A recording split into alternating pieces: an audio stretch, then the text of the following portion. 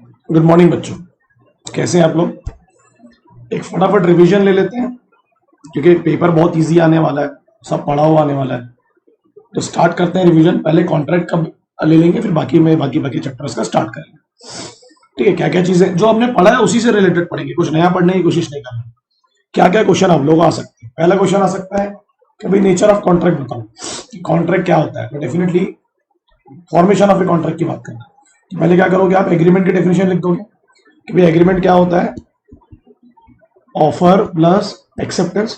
और जब वो एनफोर्सिबिलिटी में आ जाए तब वो क्या बन जाएगा, definitely it becomes a contract.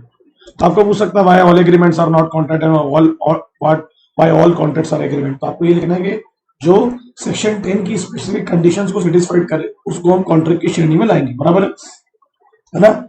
Agreement को कॉन्ट्रैक्ट बनाने के लिए क्या क्या जरूरी है, फ्री कंसेंट होना, कॉर्शियन एंटी इन्फ्लुएंस फ्रॉड मिसप्रेजेंटेशन नहीं होना चाहिए, 18 साल से ऊपर sound mind person disqualified person नहीं होना, और जो लेन देन और उद्देश्य वो लॉफुल होना चाहिए, और ऐसा कोई एग्रीमेंट करना जो ऑलरेडी डिक्लेयर्ड है कि वो वॉइड है, जैसे वॉइड एमिनेशियल है ना, जैसे एग्रीमेंट विद माइनर। फिर इसमें लिखा है सेक्शन 10 इज नॉट कंप्लीट और एग्जॉस्टिव, यही नहीं खत्म हो गया है वो, इसमें और भी चीजें हैं जिनका इन्वॉल्व होना बहुत जरूरी है, ये सबसे ज्यादा इंपॉर्टेंट है। उसके अलावा ये भी चीज है जैसे कि दो पार्टीज, ऑफर और offering, intention to create legal obligation, अगर ये नहीं होगा तो या तो सोशल एग्रीमेंट कहलाएगा या डोमेस्टिक एग्रीमेंट कहलाएगा या इलीगल एग्रीमेंट कहलाएगा। Fulfilment of legal formality, certainty of meaning बहुत इंपॉर्टेंट है, इस पे आपको प्रैक्टिकल क्वेश्चन आ सकता है ना। बोल देगा यार ए ऑफर बी, क्या तू मेरी कार खरीदेगा 7 और 5,000 में, है ना कहीं अनसर्टेनिटी दिखेगी आपको, तो वो आपको पता है कि इनवैलिड होता है, इलीगल नहीं होता है, इनवैलिड होता है। और पॉसिबिलिटी ऑफ परफॉर्मेंस, इसमें दो है, एक इनिशियल इम्पॉसिबिलिटी है, अगर पार्टीज को पता है, जैसे कोई पार्टी को पता है तो वो क्लेम नहीं कर सकता, और अगर पार्टीज को नहीं पता है तो वो क्या हो जाएगा, वॉइड एब इनिशियो, बट दोनों एक दूसरे पे क्लेम नहीं करेंगे। ठीक है, और एक होता है सब्सिक्वेंट इम्पॉसिबिलिटी, जो डेफिनेटली सुपरवीनिंग में आता है, हमने पढ़ा था change in law due to war, outbreak of war, natural disaster, non occurrence of an event because of personal incapacity of contract, सब डिस्ट्रक्शन ऑफ सब्जेक्ट मैटर। ठीक है, ये एक छोटा सा क्वेश्चन आप लोग आ सकता है। फिर मीनिंग ऑफ प्रपोजल और offer, section 2 clause A, offer की डेफिनेशन एग्जैक्ट लिखनी है, जैसा बोला an offer is called an proposal, है ना, विलिंग टू डू और not willing to do something, है ना। ऑफर का मतलब क्या होता है, ऑफर की डेफिनेशन क्या है, इंटेंट होना चाहिए, व्हेन वन पर्सन सिग्निफाइज कि मैं तुम्हें कम्युनिकेट कर रहा हूँ, अनदर को विलिंगनेस शो कर रहा हूँ अपनी कुछ करने के लिए और कुछ ना करने के लिए, बराबर है। और मेरा एक ही इरादा है आपकी एसेंट को हासिल करना, और कोई इरादा नहीं है, कुछ करके हासिल करो या कुछ ना करके हासिल करो। फॉर एग्जाम्पल एसेंशियल पूछ सकता है आपको एग्जाम में, डायरेक्ट पूछेगा what are the essentials of a valid offer, at least two parties, एक ऑफर एक ऑफरी, जो ऑफर करता है वो ऑफर कहलाता है, जिससे ऑफर जाता है वो ऑफरी कहलाता है। Expression of willingness of parties, कुछ करने के लिए या कुछ ना करने के लिए, और आपका इरादा क्या है, to obtain the assent of other party. अगर आप सिर्फ सामने वाले को इन्फॉर्म कर रहे हैं तो फिर वो ऑफर नहीं, वो विश होती है, या फिर वो एक इन्फॉर्मेशन होती है कि आप ऐसा करना चाह रहे हैं। विश और इन्फॉर्मेशन को आप एक्सेप्ट नहीं कर सकते। मोड ऑफ ऑफर, एक्ट के थ्रू, कैसे बताओगे कि आप ऑफर कर रहे हो, कह के बताओगे, लिखित में बताओगे, कंडक्ट के थ्रू बताओगे यानी इम्प्लाइड। ओमिशन और एब्सटिनेंस, कुछ ना करके भी ऑफर दिया जा सकता है, ओमिशन का मतलब होता है नॉट टू डू, हर जगह कुछ बोलना जरूरी नहीं है, कुछ ना करना भी अपने में क्या है, एक ऑफर की श्रेणी में आता है। क्लासिफिकेशन ऑफर है बहुत आसान है, अगर सबके लिए ऑफर ओपन है जनरल ऑफर, अगर ओरिजिनल ऑफर की टर्म्स और कंडीशंस खत्म कर दिया तो काउंटर ऑफर, एक समय के लिए ओपन है तो स्टैंडिंग ऑफर, है ना, एक साथ साइमल्टेनियसली ऑफर किया जा रहा है आइडेंटिकल ऑफर, मतलब it does not leads to acceptance, एक ऑफर दूसरे ऑफर का एक्सेप्टेंस नहीं हो सकता। Specific offer to the specific person, इस पे दो केस लॉ थे, आप लोगों को याद होगा, लालमन शुक्ला वर्सेस गौरी दत्त, याद है I hope, and carbolic smoke ball, Carlill versus carbolic smoke ball, दोनों में जनरल ऑफर थे। लालमन बोलता है मैं तुझे इसलिए नहीं दे रहा हूं, गौरी दत्त बोलता है लालमन को मैं तुझे इसलिए रिवॉर्ड नहीं दे रहा हूं तो तुझे कम्युनिकेट नहीं किया गया। Communication is very very important, आप रूल्स वही पढ़े जो आप लोगों ने पढ़े हैं, एक रिवीजन है, communication is very very important, है ना, बिना कम्युनिकेशन के बात बनेगी नहीं। और कार्बोलिक में क्या था, कार्बोलिक कंपनी बोलती है इन्फ्लुएंजा नहीं होगा आपको हमारी मेडिसिन स्मोक बॉल कंज्यूम करने के बाद में, वो कंज्यूम कर लेता है, वो बोलता है मैं रिसीव करूंगा क्योंकि वो जनरल ऑफर था और मैंने एक्सेप्ट किया है, यू कांट से कि हम आपको क्लेम नहीं देंगे। Public at large, specific, a certain person, identical, counter, and particular time period. ये दोनों केस लो आप लोग क्लियर है। She could recover the amount of damages bye consuming smoke. Unless अगर वो वापस ले लेते अपने ऑफर को और उसके बाद अगर मैं कंज्यूम करती तो फिर इस पे प्रैक्टिकल क्वेश्चन आ सकता है कि अगर वापस ले लिया उन्होंने ऑफर को और जब आप कंज्यूम करो तो फिर company will not be responsible. बराबर है कि नहीं बराबर है ना। जब उसने सर्च किया है ना, द प्लेंटिफ वाज अनअवेयर था, मतलब उसको कम्युनिकेट नहीं था, कम्युनिकेट नहीं होगा तो ऑफर एक्सेप्ट नहीं हुआ। नए केस लॉज अभी पढ़ने की जरूरत नहीं है आप लोग। ये ऑफर और इन्विटेशन टू ऑफर का है, ये इस पे क्वेश्चन आया नहीं है, मेरे को बहुत चांस लग रहा है कि बहुत चांस है, बहुत चांस है इन्विटेशन और ऑफर टू इन्विटेशन में कोई क्वेश्चन है कि बहुत चांस है कि वो आ सकता है।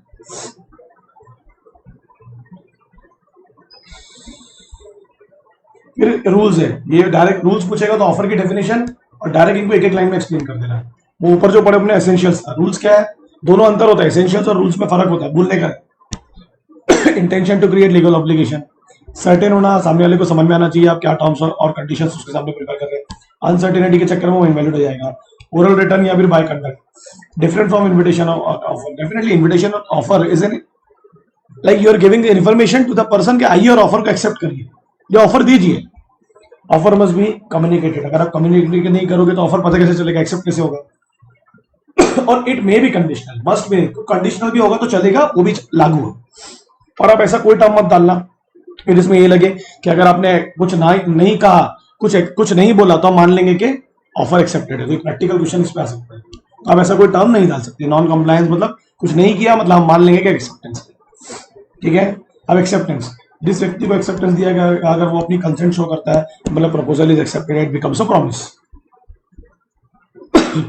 Acceptance of an offer, offer can be accepted by the person जिसको ऑफर दिया गया है, टू द पर्सन जिसको ऑफर दिया गया है, कोई भी एक्सेप्ट कर सकता है।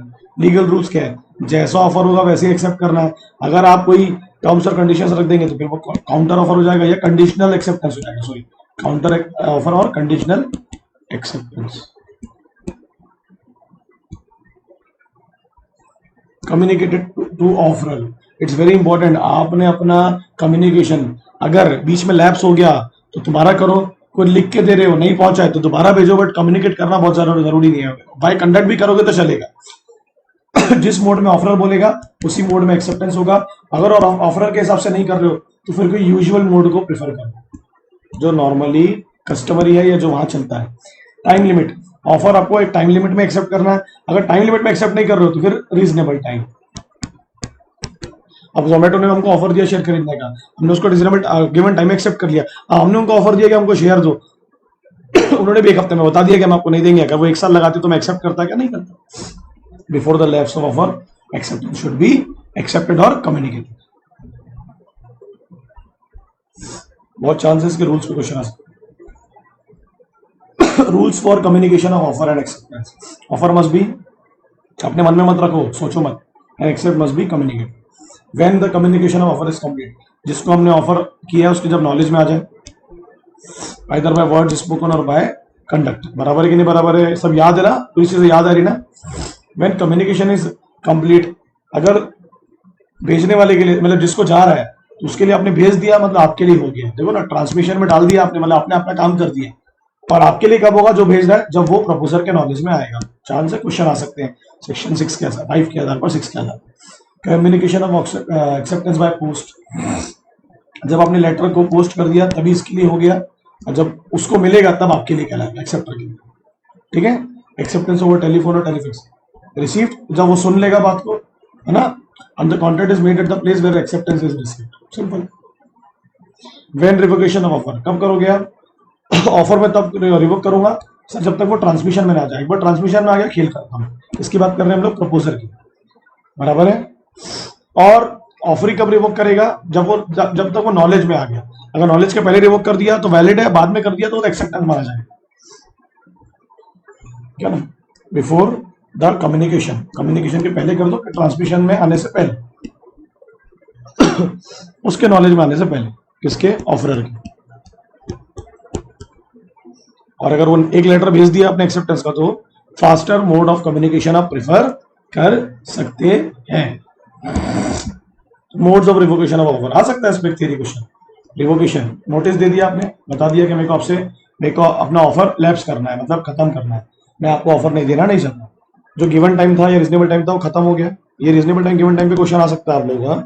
रीजनेबल टाइम का मतलब होता है कि बहुत टाइम पीरियड लैप्स हो चुका है, 6 महीने 8 महीने जा चुके हैं, आरटीसी मर गई या इंसॉल्वेंट हो गई, या जो कंडीशंस दी गई थी ऑफर की, किसके द्वारा, ऑफरर के द्वारा, वो ऑफरी ने फुलफिल बोलो नहीं किया, और काउंटर ऑफर। भूलने का नहीं, बहुत चांस है ये सब चीजें आने का। अब नेक्स्ट है कंसिडरेशन। कंसिडरेशन मतलब क्या भैया, सिंपल सा रूल है कि जब प्रॉमिसर डिसाइड करता है कि उसको कौन सी चीज, यानी कंसिडरेशन का जो अमाउंट है वो हमेशा प्रॉमिसर डिसाइड करता है। पे कौन करता है, या तो प्रॉमिसर पे करेगा या any other person, third party भी पे कर सकती है, अपन ने पढ़े थे ना। अब किस चीज के लिए कंसिडरेशन होता है, या तो कुछ करने के लिए या कुछ ना करने के लिए।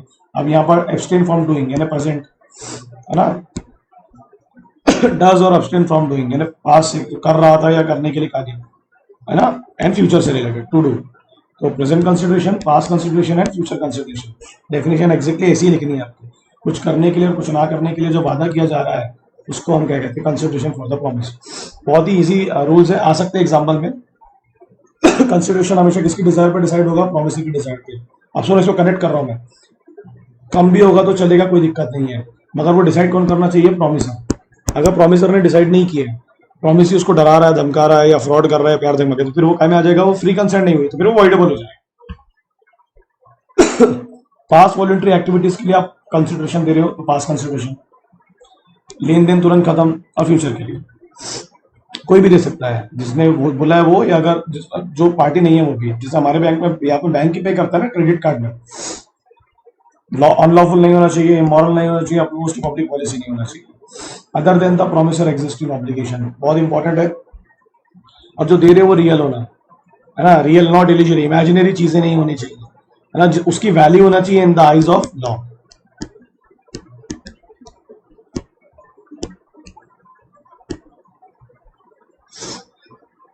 ठीक है, जो आपकी एग्जिस्टिंग ऑब्लिगेशन है उसके अलावा जो आप कर रहे हो वो तो है ही कंसिडरेशन, बट उसके अलावा जो आप दोगे उसको है ना, अदर देन एग्जिस्टिंग ऑब्लिगेशन। यहां सबसे क्वेश्चन आ सकते हैं,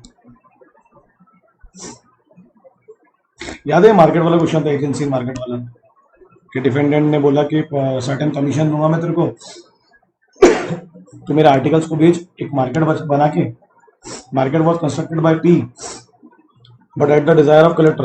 उसने बिजनेसमैन के कहने पे नहीं, कलेक्टर के कहने पे मार्केट बनाया। तो बिजनेसमैन बोलेगा मैं काय को पे करूँ तेरे को, इसने मेरी कंडीशन को फुलफिल नहीं किया, नॉट पे। मार्केट में बनाने बोल रहा था तो बना रहा है शहर के कलेक्टर के हिसाब से।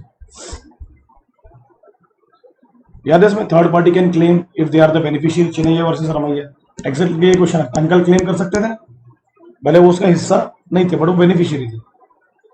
इसमें क्या था, अगर आप कॉन्ट्रैक्ट का हिस्सा नहीं भी हो तो आप फिर भी स्यू कर सकते हो, लिखा है कि नहीं लिखा है? इसमें क्या कंडीशन थी, ट्रस्ट के थ्रू, अगर कोई बेनिफिशियरी है, बच्चे है, बीबी, तो वो स्यू कर सकते हैं। फैमिली सेटलमेंट में डॉटर, अनमैरिड डॉटर स्यू कर सकती है फॉर द प्रॉपर्टी। याद है कि नहीं याद है यार, भूलते जा रहे हो आप। अपना अनमैरिड डॉटर है तो मैरिज का हिस्सा मांग सकती है। असाइनमेंट ऑफ कॉन्ट्रैक्ट में याद है, अगर आपने अपने शेयर्स का डिविडेंड किसी और को असाइन कर दिया तो वो डिविडेंड मांग सकता है ना, जबकि वो शेयर होल्डर नहीं है उसके बाद में भी। एक्नॉलेजमेंट ऑफ डेप्ट, ए ने बी को बोला कि मुझे सी को डेप्ट वापस करनी है ना, पैसे देने को। बी ने बोला मैं एक्नॉलेज कर रहा हूँ कि मैं सी को दे दूंगा। तो यहाँ पर ए और बी के बीच में कॉन्ट्रैक्ट हुआ, वो सी कौन हो गया, बेनिफिशियरी, वो सी कर सकता है बी को।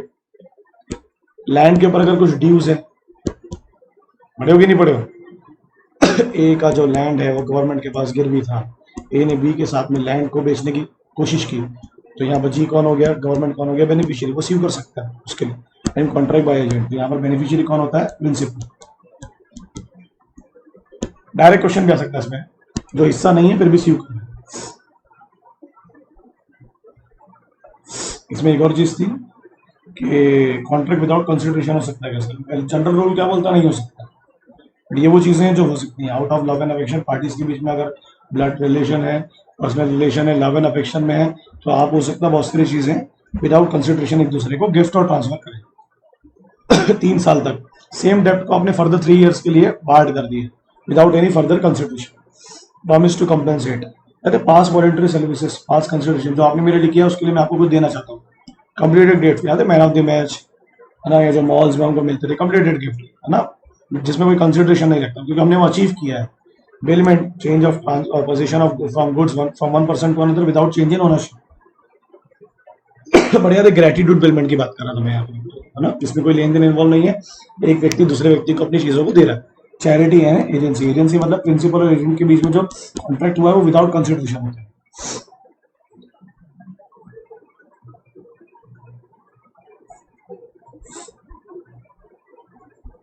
ओके, मोहिनी बीबी धर्मदास गोसे किस किस को याद है भाई?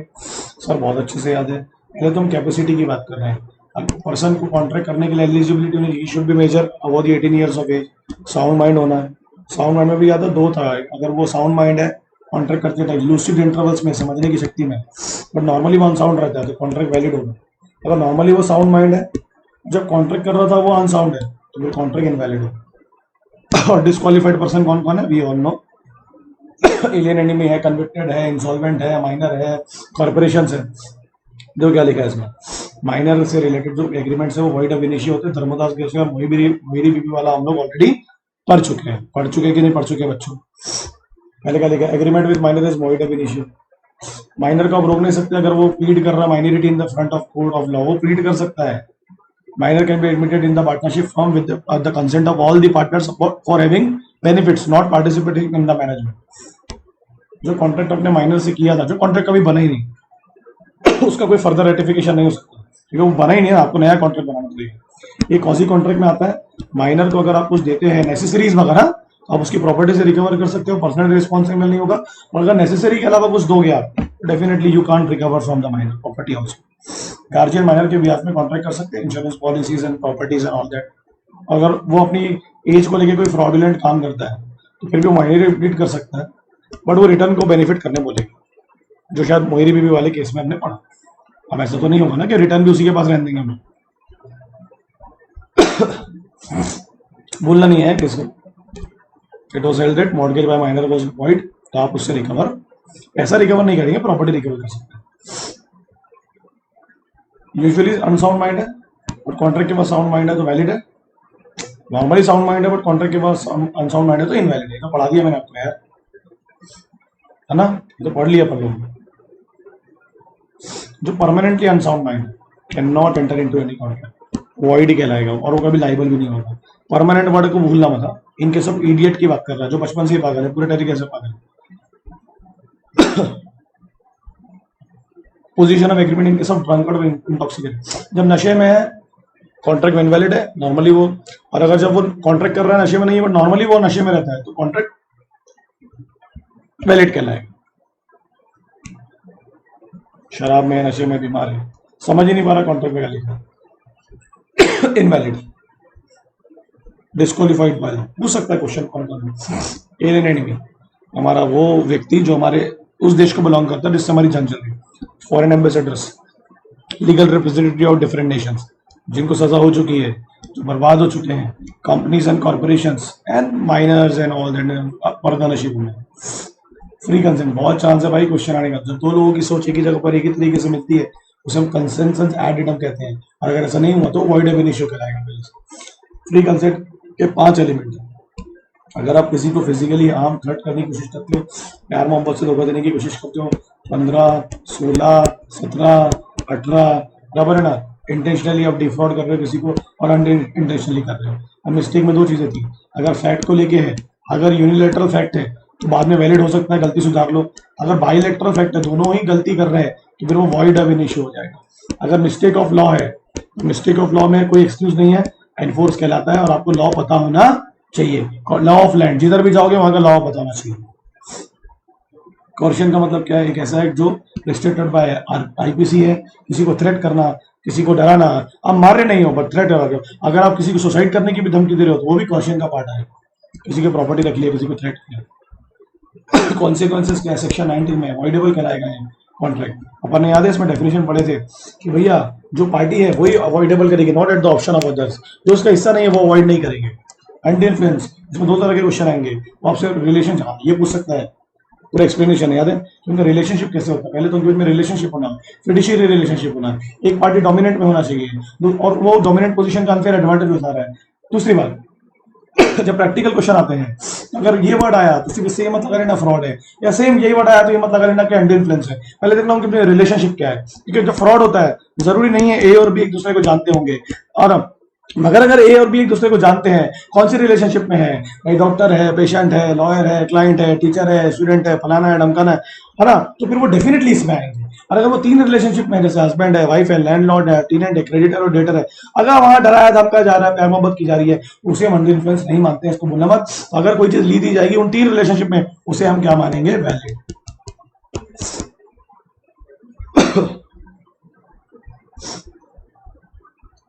ये भी क्या होता है, of the option of party, जिसके बाद गलत हो रहा है वो साइड कर सकता है। 19A रिलेवेंट केस लॉ, अभी नए केस लॉस पढ़ने की जरूरत नहीं, but you can read it, you can understand, अपनी पोजीशन का गलत फायदा उठाना। फ्रॉड एक ऐसा फैक्ट जो आपको पता है ट्रू नहीं है, एक ऐसी चीज जो आप छुपा रहे हो जो आपको पता नहीं चाहिए, एक ऐसा वादा जो आप निभाना नहीं चाहते, एनी अदर एक्ट जो गलत है, हमें पता है, एक्ट और ओमिशन है, या तो आपने कुछ किया या कुछ नहीं किया, जो लॉ के हिसाब से फ्रॉड है। फ्रॉड में क्या होगा, सिंपल है, fraud can be committed by party भी कर सकती है, या वो किसी के थ्रू भी कर सकता है, बराबर है ना, विद कन्वीनियंस, किसी को अपॉइंट करके एजेंट के थ्रू, तभी वो फ्रॉड ही कहलाएगा। रिमेंबर है, भूलना मत, किसी और को भी अपॉइंट किया जा सकता है। Act when done with intent to deceive another party को, या तो आप उस पार्टी को, वो बड़ा आदमी है तो उसके एजेंट को फ्रॉड किया आपने, है ना, इंड्यूस किया एंटर इनटू कॉन्ट्रैक्ट, भूलना मत था। इसका भी क्या है, अवॉइडेबल है, या तो कॉन्ट्रैक्ट कैंसिल कर लो, या परफॉर्म करने बोलो उसको, डैमेजेस क्लेम करो, ये दोनों साथ में हो सकते हैं, या कैंसिल करो। अब डैमेजेस कौन से होंगे उसमें मैं जाने वाला नहीं हूँ। ये क्वेश्चन आ सकता है, क्या मियर साइलेंस फ्रॉड है, वही मियर साइलेंस फ्रॉड तो नहीं है, क्योंकि हर जगह आपको कुछ बोलने की जरूरत नहीं है। जहां सामने वाले के पास में सोर्सेस है to find out the truth, वो फ्रॉड नहीं कहलाता है, ये आप लोगों को पता है। ओके, मियर साइलेंस तब फ्रॉड कहलाएगा जब वो सामने वाले की विलिंगनेस को अफेक्ट करने वाला है ना, it is likely to affect the willingness. सिर्फ आप चाह रहे कि सामने वाला कॉन्ट्रैक्ट कर ले तो वो फ्रॉड नहीं होगा, क्योंकि वो तो हर दुकानदार चाहता है, हर डॉक्टर, लॉयर, टीचर चाहता है, तो हर चीज अपनी नहीं बताएगा ना, आप खुद भी तो सर्च कर सकते हो। नियर साइलेंस वहां फ्रॉड होता है जहां आपका बोलना बहुत ज्यादा जरूरी है, क्योंकि सामने वाला शायद उस चीज को पता नहीं कर सकता, जहां आपकी ड्यूटी टू स्पीक है, और अगर आप चुप है तो फ्रॉड कहलाएगा।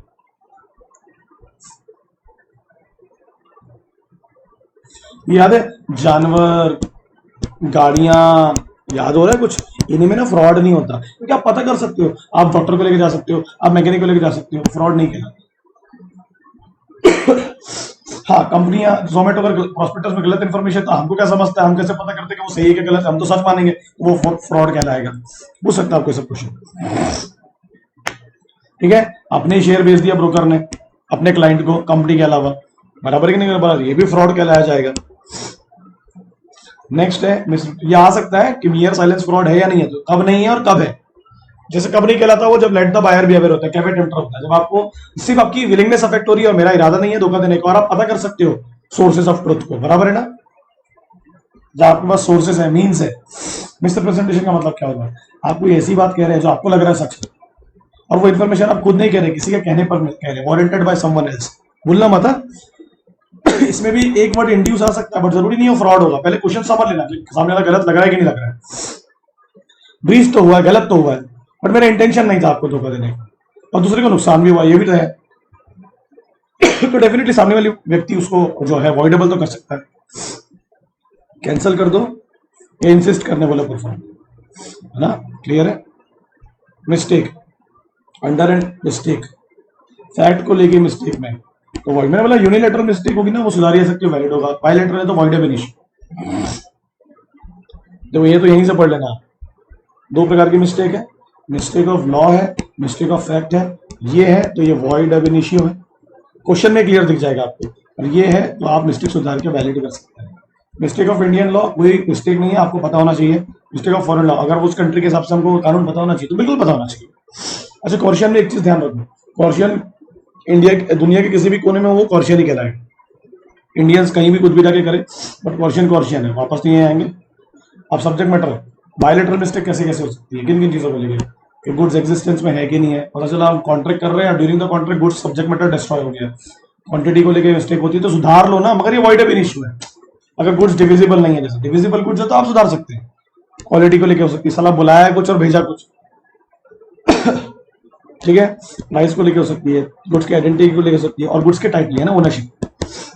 बोलना मत पूछ सकता बायलैटरल मिस्टेक के क्या क्या सब्जेक्ट मैटर है, existence of the goods, quantity of the goods.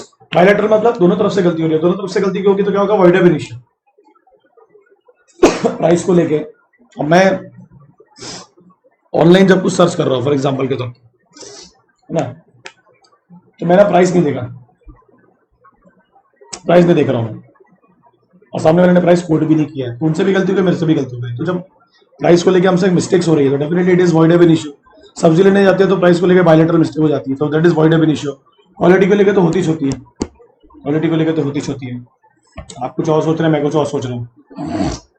Unilateral mistake simple है यार, where only one party is under mistake, तो कॉन्ट्रैक्ट इज नॉट वॉइडेबल, क्योंकि एक तरफ ऐसा मिस्टेक, आप सुधार लो ना, आप सुधार सकते हो, है ना, आप सुधार सकते हो। इसका एक एक्सेप्शन है, the agreement is void where unilateral mistake related to the किसी आइडेंटिटी को लेकर, अगर यूनिलैटरल मिस्टेक है नेचर ऑफ कॉन्ट्रैक्ट को लेकर, आपको समझ रहा नहीं है कि वो कॉन्ट्रैक्ट सोशल है कि डोमेस्टिक है कि लीगल है कि इलीगल है कि एग्जीक्यूटेड है कि एग्जीक्यूटरी है, वहां पर फिर वो वन पार्टी नहीं मानी जाती, फिर वो कॉन्ट्रैक्ट पूरा का पूरा इनवैलिड होगा, वॉइड होगा।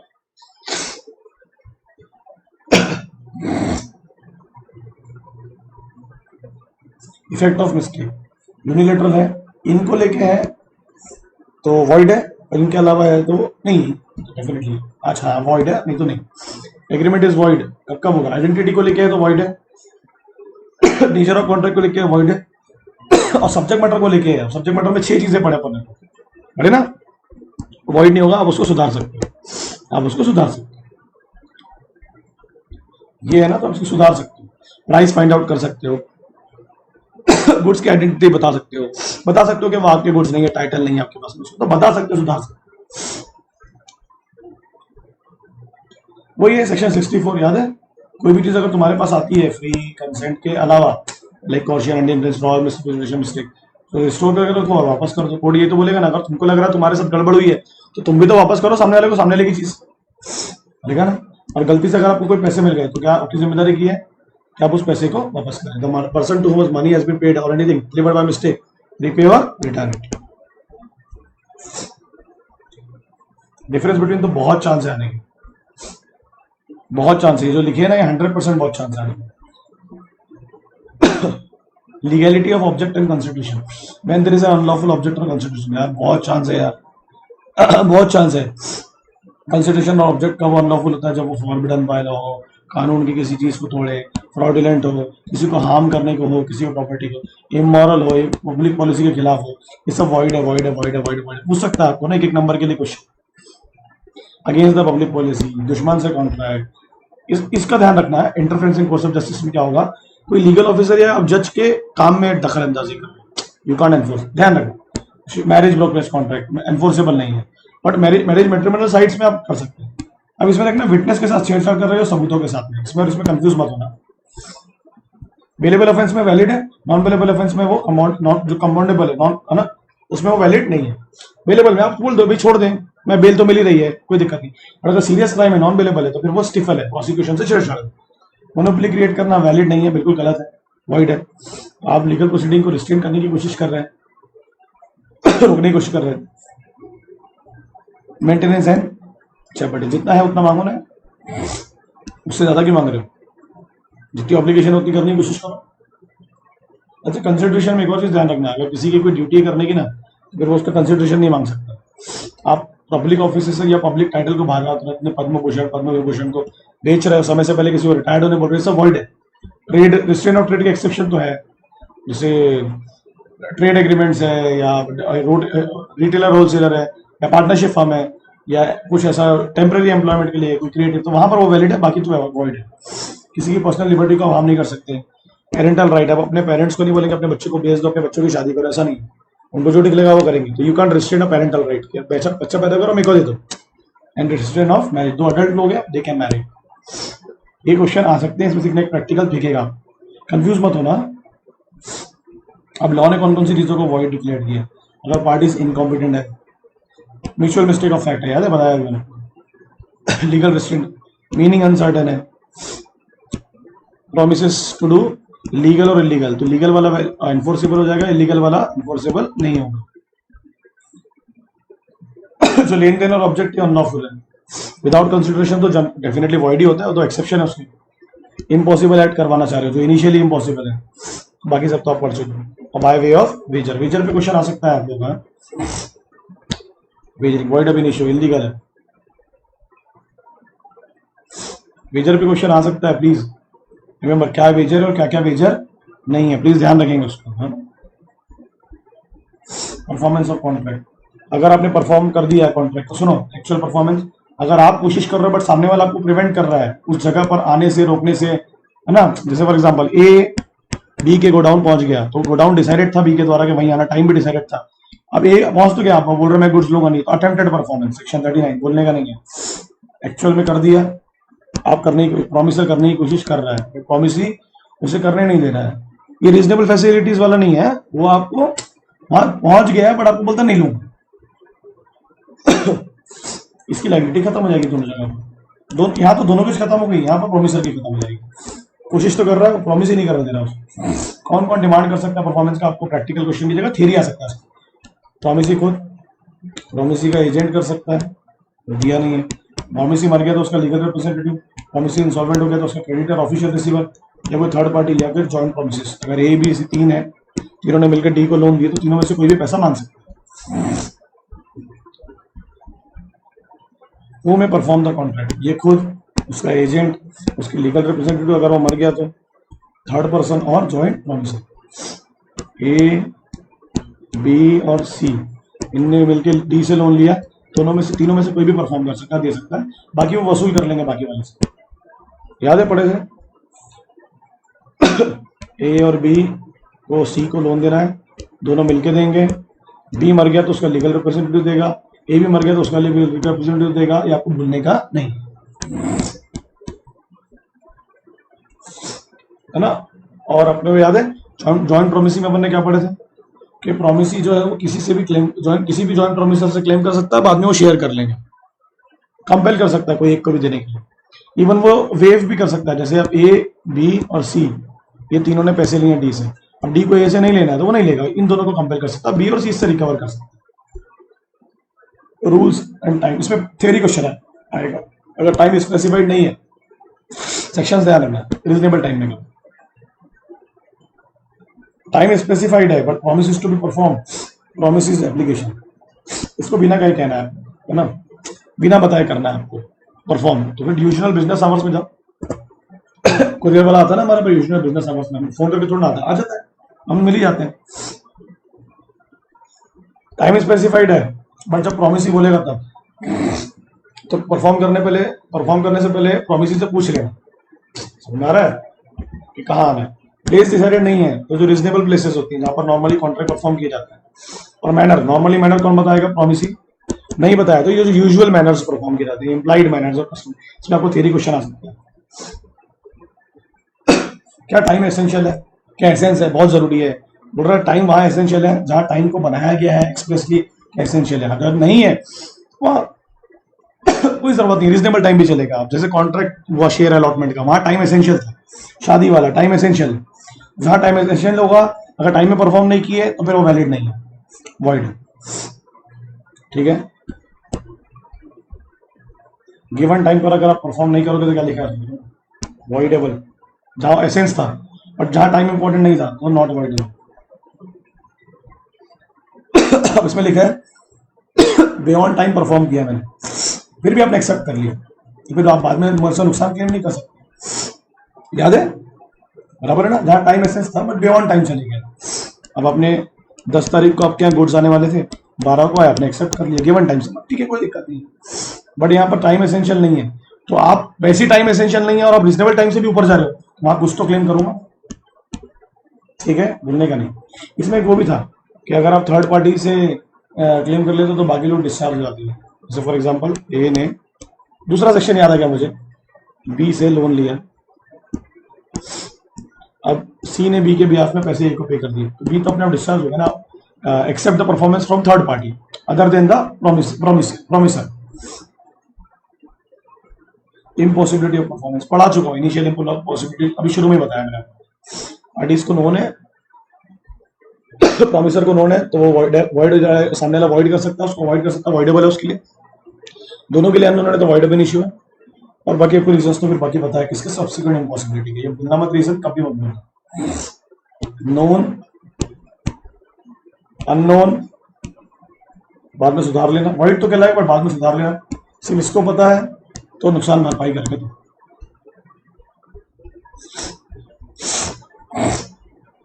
बिकम्स वॉइड इम्पॉसिबल, कोई एक्ट और अनलॉफुल रीजन की वजह से जो आपके कंट्रोल के कोई चेंज इन लॉ हो गया, becomes void. Where promisor alone knows the impossibility, तो तेरे को पता ही है इम्पॉसिबल है तो लिखा ना प्रोमिस को भरपाई करके दो।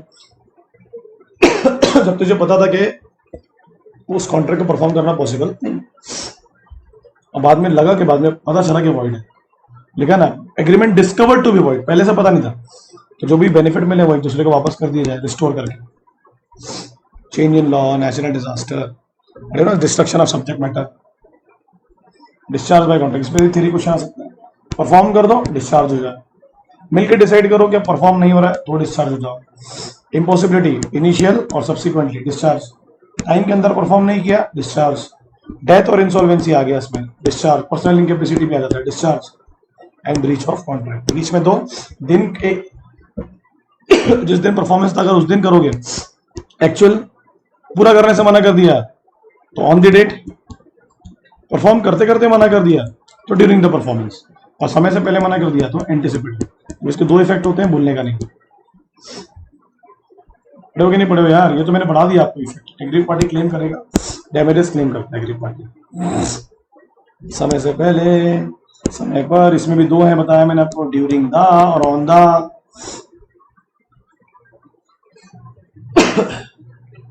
ठीक है, अब सुनो गौर से दुनिया वालों, ये आपको हर जगह हर क्वेश्चन में ऐड करना ही अगर डैमेजेस का क्वेश्चन आया, क्योंकि ये वर्ड आना चाहिए इसमें, नेचुरली अराइज ही होने वाला है। पार्टी को न्यू है कि अगर ए ने बी को नहीं भेजा तो पार्टीज नो, दोनों को पता है कि बी को नुकसान हो, तो व्हेन यू नो ना तो ऑर्डिनरी तो होना ही होना है। अब उसमें ऐड क्या हो जाएगा, इफ पार्टीज, अब ऑलरेडी आप पर्पस बता चुके हो है ना, पर्पस के साथ साथ आपके बता चुके हो कि तूने नहीं किया तो लॉस ऑफ अपॉर्चुनिटी हो जाएगी। तो स्पेशल ऑलरेडी पहले से डिसाइडेड है, प्रीफिक्स है तो लिक्विडेटेड, किसी डिले होने की वजह। अब सुनो, ये दोनों कभी कभी कनेक्ट करते हैं दोनों, स्पेशल और ये।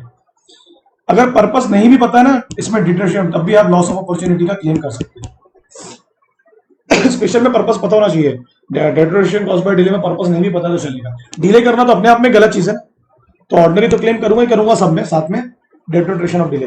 और ये पेरिशेबल गुड्स है, पता है डिले होगा तो नुकसान होगा, तो तेरे को भी तो पता है ये चीज। विजिबल गुड्स, शादी, रेपुटेशन, डिसऑनर ऑफ चेक, ये नॉमिनल। नॉमिनल का मतलब क्या होता है, इनडायरेक्ट नुकसान, इनडायरेक्ट लॉस। अगर आप बता देते तो स्पेशल हो जाता, आपने बताया नहीं तो ऑर्डिनरी भी क्लेम करो, नॉमिनल भी करो ना, सिंपल। इनडायरेक्ट लॉस, अब मालूम क्वेश्चन में ऐसा दिखाएगा कि लॉस ऑफ अपॉर्चुनिटी हो गई एक व्यक्ति को और बहुत बड़ा नुकसान हो गया, फिर भी वो स्पेशल क्यों नहीं क्लेम कर पा रहा है, वो इसलिए नहीं कर पा रहा है क्योंकि उसने बताया ना, पर्पस बताना जरूरी है। तो ऑर्डिनरी के साथ क्या क्या रेमेडीज अवेलेबल है, कॉन्ट्रैक्ट कैंसिल कर डालो, जितना एडवांस पे किए हो अगर उतना काम नहीं हुआ तो वापस ले सकते हो, अगर काम डिविजिबल है तो। बहुत इसमें एक सेपरेट बड़ा क्वेश्चन आ सकता है, कब कब क्वांटम मेरिट क्लेम कर सकते हैं, या जितना काम किया उतना मांग लो। जहां पर यूनिक स्किल्स या पर्सनल स्किल्स इन्वॉल्व है स्पेसिफिकली, या आपको ऐसा लग रहा है डैमेज एडिक्वेट रेमेडी नहीं है, या आपको ऐसा लग रहा है आपके पास टाइम नहीं है, या आपको ऐसा लग रहा है कि यूनिक स्किल है, आपको ऐसा लग रहा है डैमेज में एक्सेस नहीं कर पा रहा हूँ, स्पेसिफिक परफॉर्मेंस है। और suit for injunction, temporary, permanent, सामने वाले को आप रोक रहे हो कि जो तुमने वादा किया था, not to do that thing, है ना। ऐसा नहीं बोल रहा कि मेरे लिए सब, मेरे लिए जिंदगी भर करो, बट अभी मत करो, अभी वही करो जो मेरे को कहा तुम। ये क्वेश्चन आपके मॉड्यूल में है, ये आ सकता है एग्जाम। ऑर्डिनरी हर जगह आएगा, बोलना नहीं। और मैंने क्या बोला, डिटरेशन ऑफ डिले कहाँ आएगा, पर्पस नहीं भी पता है तो देखो, तो पता है ना कि पेरिशेबल गुड्स है तो नुकसान होगा, तो मेरी अपॉर्चुनिटी तो गई।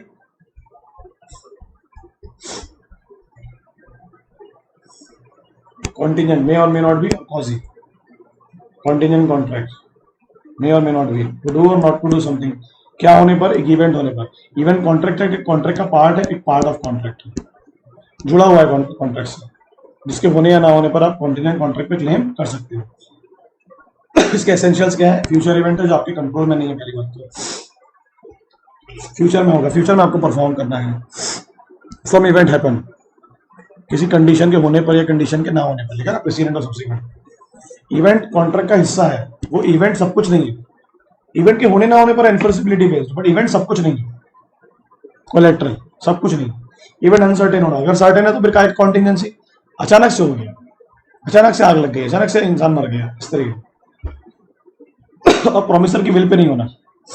हाँ, आपको थोड़ी ना आग लगाओगे अपने गोडाउन में, आपको थोड़ी ना डुबाओगे अपनी शिप को,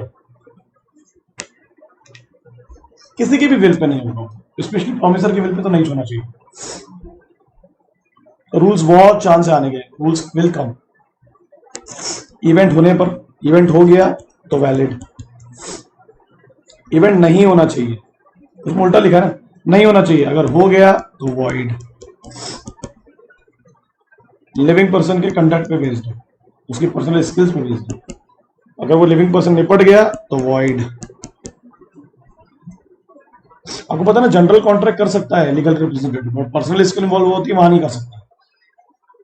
happening of N uncertain event, given time पे था, 1 साल के अंदर ही आग लगनी चाहिए, तभी तो क्लेम करोगे इंश्योरेंस का। नहीं हुआ, void. Happening of N uncertain event with in a fix period, क्या लिखा है इसमें? Upon the happening of N uncertain specified event with in a fix time. यहाँ क्या लिखा है? नॉन हैपनिंग, इवेंट नहीं होना चाहिए, 1 साल के अंदर आपका शिप नहीं डूबना चाहिए। हो गया अगर इवेंट तो वॉइड। मैं आपको पूरा समझा रहा हूँ। अरे एग्रीमेंट टू डू इम्पॉसिबिलिटी, ये तो वॉइड ऑफ इनिशियो होता है, और पार्टी को पता है तो फिर तो पहले से ही वॉइड ऑफ इनिशियो। पूछ सकता है आपको 5-6 नंबर के लिए, पूरा एक्सप्लेन करना पड़ता है, पहले कॉन्टिनेंट एक्सप्लेन करना, और ये rules regarding event, event made to do not to do, uncertain event होगा, अगर सर्टेन है तो वो वॉइड हुए, बिकम्स इम्पॉसिबल वॉइड। अच्छा, ऊपर रूल्स को एक्सप्लेन कर रहा है, मैंने तो आपको बता दिया, बताने की जरूरत नहीं है, ठीक है। सामने वाला व्यक्ति निपट गया, यूनिक स्किल थी, उसकी एबिलिटी थी, ये तो डेफिनेटली वॉइड हो जाएगा, अनलेस और अनटिल कोई यूनिक काम ना हो तो चलेगा। पर्सनल स्किल, यूनिकनेस यहाँ पर इन्वॉल्व है। पूरे रूल्स को एक्सप्लेन कर दिया उसने, आप लोग का तो पढ़ा हुआ है, आप लोग को याद रखना है। कॉजी कॉन्ट्रैक्ट एक ऑब्लिगेशन है जो लॉ ने इम्पोज किया है ना, आपको एक बेनिफिट मिला है जो आपको दूसरे को वापस करना है, क्योंकि वो आपका है नहीं ना। You can enrich itself at the expense of another. Okay, please legal magazines को कोट करना, please it's a humble request. Sections quote करना, बड़े बड़े जितने सेक्शंस है कंसिडरेशन के, परफॉर्मेंस में जो बड़े बड़े सेक्शंस है, प्लीज। असाइनमेंट सक्सेशन मैंने आपको नहीं बताया, बट उस पर क्वेश्चन आ सकता है आप लोगों को। अच्छा, एक और रह गया, एप्रोप्रिएशन ऑफ पेमेंट। एप्रोप्रिएट मतलब कौन डिसाइड करेगा कि कौन सी पेमेंट कब एप्रोप्रिएट है, कब देना है। ये मैं कॉजी के पहले थोड़ा सा बता दूं। 59 से लेके 59, 60, 61 3 कंडीशन थी। डेटर क्रेडिटर में क्या था?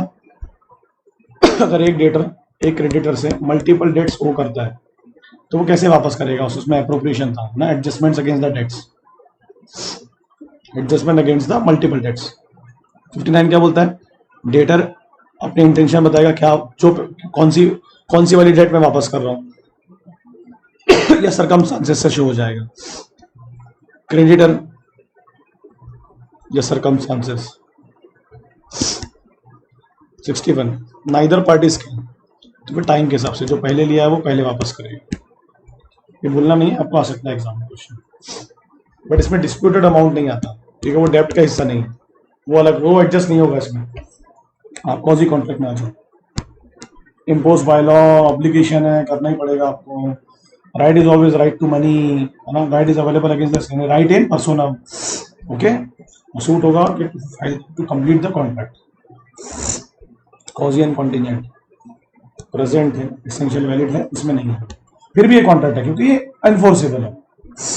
ये 5 सेक्शन है, भूलना मत। इसके अलावा कुछ दोगे क्लेम नहीं कर सकते। लॉ बोल रहा है माइनर को देना भाई, प्रॉपर्टी से वापस करना। किसी और के बिहाफ में आपने पैसे पे किया, मगर आपका उसमें इंटरेस्ट था ना, आपका इंटरेस्ट था ना, राइट टू मनी था भाई, तेरे को प्यार मोहब्बत में नहीं दिया हूं, जबरदस्ती के मजे कर रहा है तो पैसे वापस कर दे। ढूंढने की कोशिश करो ओरिजिनल ओनर को, संभाल के रख गुड्स को, जैसे तेरे हैं, रिस्टोर करो, वापस कर दे। पेरिशेबल है तो यूज कर, बट पैसे वापस कर दे। गलती से अगर तेरे को कोई चीज मिल गई है, ये कॉर्शियन के थ्रू लॉ के बोल रहे तो अवॉइडेबल है, and please return it, restore and return it. Clear है? ये तो सब एक्सप्लेन है यार, अभी तो बताने की जरूरत नहीं है ना। जिनने पे किया वो उसको देने की जिम्मेदारी थी नहीं, फिर भी उसने दिया, क्योंकि उसको किसी से वापस मिलने वाला अपने इंटरेस्ट को प्रोटेक्ट करने के लिए डेफिनेटली लॉफुल दिया मैंने। और मैंने फिर इलाज के लिए पैसे दिया, बट अब 1-2 लाख रुपए थोड़ा ना पकड़ के दूंगा, पैसे वापस चाहिए मेरे को। ठीक है जी, मैं आ गया, छोटे छोटे सेक्शन में बता दिया मैंने आपको। ओके, जो अगर कुछ रह गया होगा तो यू कैन रीड आउट, मुझे कोई दिक्कत वाली बात नहीं है। जहां जहां से प्रैक्टिकल क्वेश्चन आ सकते हैं प्लीज रिकॉल करते जाने। जॉइंट प्रोमिस भी समझा दिया मैंने। ठीक है, चलो बाय करो, देख लेना फास्ट स्ट्रीट में काम आ जाएगा।